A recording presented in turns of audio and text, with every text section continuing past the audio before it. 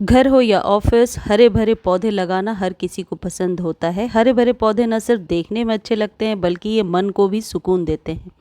यदि घर में पौधे लगे हों तो सकारात्मक ऊर्जा का प्रवाह होता है। कुछ पेड़ पौधे तो सिर्फ सजावट के लिए लगाए जाते हैं, वहीं कुछ पौधे ऐसे भी होते हैं जो घर में तरक्की, सुख, समृद्धि और खुशहाली के लिए बहुत ज़रूरी हैं और आगमन में सहायक हैं। वास्तुशास्त्र में कई ऐसे पौधे बताए गए हैं जिनको घर में लगाने से समृद्धि बनी रहती है।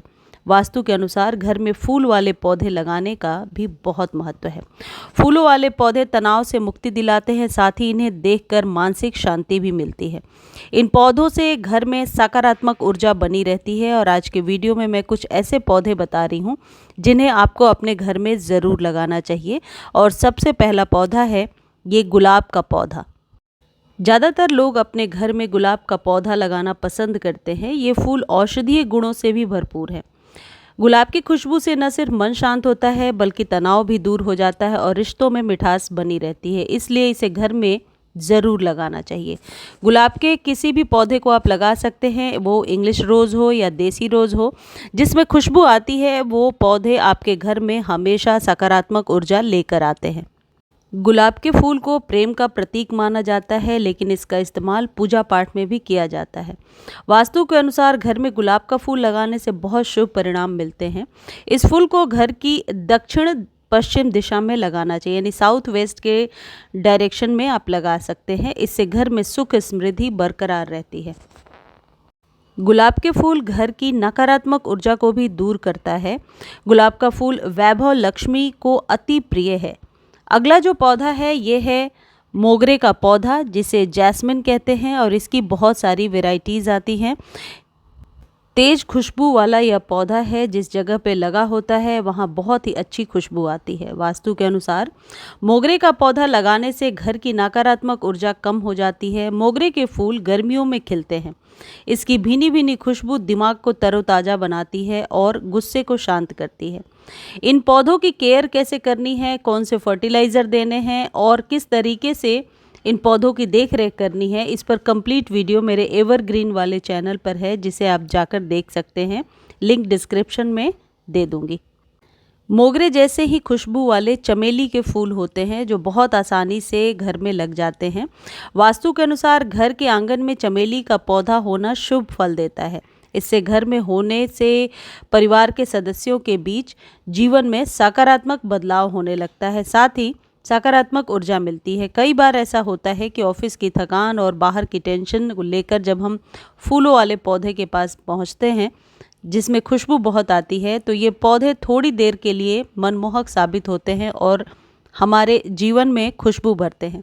इसलिए इन पौधों को आप अपने घर में ज़रूर लगाइए। बालकनी में, टेरेस पर थोड़ी भी जगह हो तो आप इन पौधों को स्थान दे सकते हैं। 8 इंच के कंटेनर में ये पौधे बहुत ही आसानी से आपके घर की शोभा बढ़ाते रहेंगे। अगला पौधा है सदाबहार का पौधा। इस फूल के नाम के अनुसार ही अपने रिश्तों को मजबूत करने और मिठास लाने के लिए घर में सदाबहार का पौधा ज़रूर लगाना चाहिए। ये देसी सदाबहार है।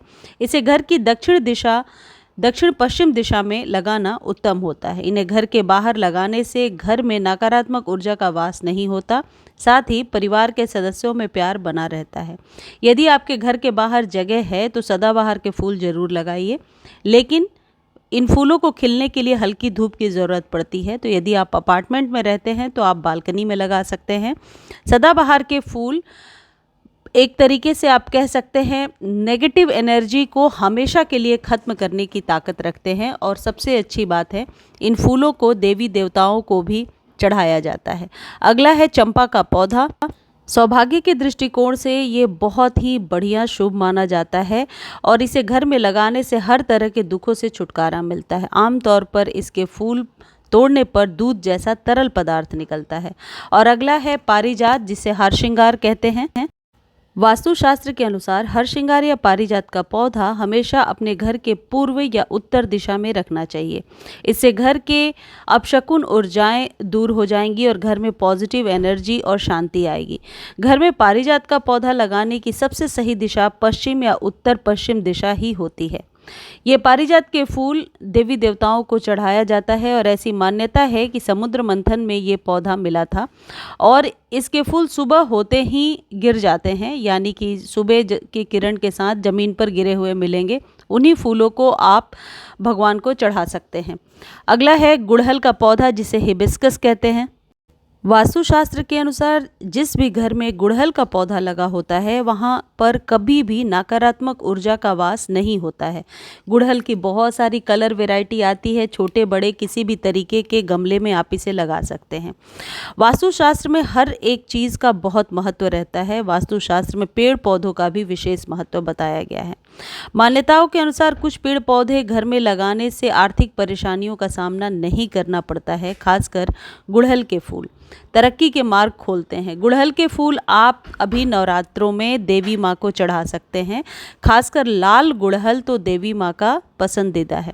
ऐसा माना जाता है कि अगर घर में किसी व्यक्ति की कुंडली में सूर्य की स्थिति कमज़ोर है तो अपने घर में गुड़हल का पौधा ज़रूर लगाना चाहिए। इससे कुंडली में सूर्य की स्थिति मजबूत होती है। लेकिन गुड़हल का पौधा लगाने से पहले उसके लिए उचित दिशा का चयन करना बेहद आवश्यक है, अन्यथा इसका उल्टा प्रभाव भी पड़ सकता है। अतएव गुड़हल के पौधे को घर की पूर्व दिशा में लगाना उचित है। इससे घर में आर्थिक समस्याएं नहीं आती। साथ ही इसे लगाने से घर में पिता से पुत्र का रिश्ता अच्छा बना रहता है और मान सम्मान में वृद्धि होती है। यदि आपकी कुंडली में मंगल दोष है तो ऐसा कहा जाता है कि घर में गुड़हल का पौधा लगाने से मंगल दोष खत्म होता है।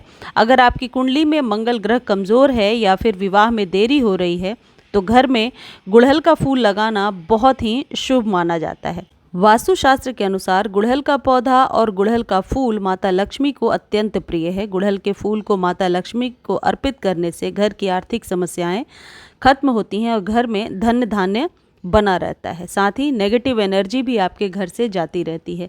इन पौधों की केयर कैसे करनी है इसके लिए आप मेरे एवरग्रीन वाले चैनल पर जाकर देख सकते हैं। लिंक डिस्क्रिप्शन में दिया हुआ है। मुझे उम्मीद है जानकारी अच्छी लगी होगी। धन्यवाद।